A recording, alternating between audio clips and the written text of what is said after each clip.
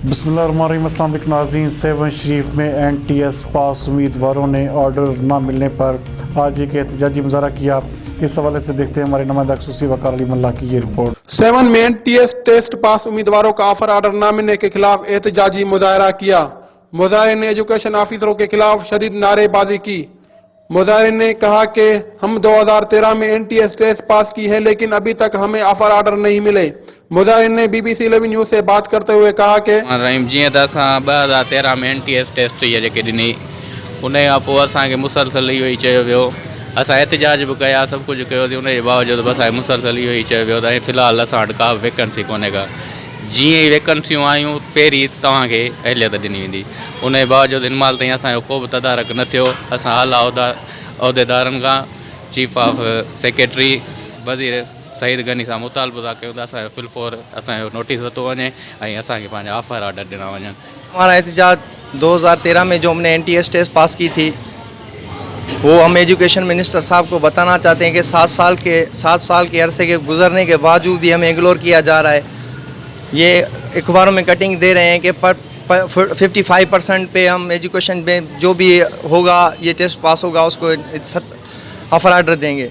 ये कह रहे हैं 37,000 एजुकेशन डिपार्टमेंट में जो अभी सीटें खाली आई हैं, उनको ये ऑफर ऑर्डर दिए जाएंगे। 2013 में जो हमने टेस्ट दी थी NTS वाली, हमने तो 80% से ऊपर मार्क्स लिए थे, फिर हमें क्यों इग्नोर किया जा रहा है? हम एजुकेशन के मिनिस्टर साहब सईद गनी साहब को कहना चाहते हैं कि सर, पहले हमारा हक है, हमें अपना हक दिया जाए। हम हमारे अपने हक को हमको अपना हक मिला जाए। फिर आप जो अगर जी दूसरी सीटें भरना चाहते हैं वो आप भरें, पहले हमें तो अपना हक दें। रहमान रहीम। जीअं त तव्हांखे ख़बर आहे त असां NTS 2013 में जेका टेस्ट वरिती वई हुई, उहे असां पास कई, मेरिट लिस्ट बि असांजी आई। पर अफ़सोस सां असांखे मुसलसल 7 सालनि खां इन आसिरे में रखियो वियो त अॼु सुभाणे था ऑर्डर ॾियूं। का वैकेंसी हिते पंहिंजो का जाइ ख़ाली न आहे, सभु सीटूं भरिजी वियूं आहिनि। उन आसिरे ते असांखे रखियो वियो ऐं हिन महिल ताईं असांखे को बि माना ऑर्डर न ॾिनो वियो। रिसेंटली हाणे जेको तइलीम वारे वज़ीर ऐलान कयो त असां 37,000 सिंध में जेके एजुकेशन डिपार्टमेंट में जायूं आहिनि उस्तादनि जूं, उहे भरण पिया वञूं। उन खां अॻु में त पहिरियां असां सां त इंसाफ़ कयो वञे न। असां कहिड़ो ॾोह कयो आख़िर जो 7 साल असांखे आसिरे में रखियो वियो। असां टेस्ट बि पास कई।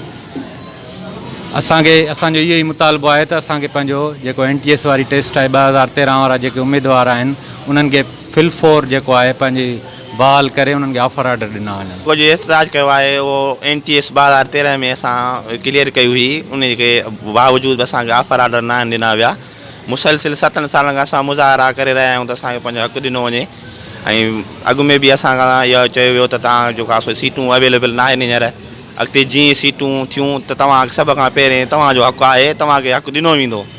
असांजी गुज़ारिश आहे तइलीम वारे वज़ीर ऐं वज़ीर आला सैयद मुराद अली शाह खां ऐं चीफ जस्टिस खां ऐं चीफ जस्टिस हाई कोर्ट खां त महिरबानी करे सभ खां पहिरें असां 2013 पास NTS उस्तादनि खे ऑफर ऑर्डर ॾिना वञनि।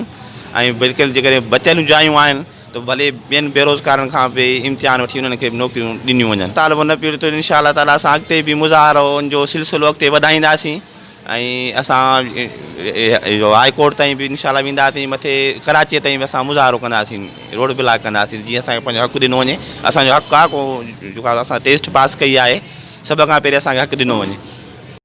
Justice, justice, justice, justice, justice, justice, justice, justice.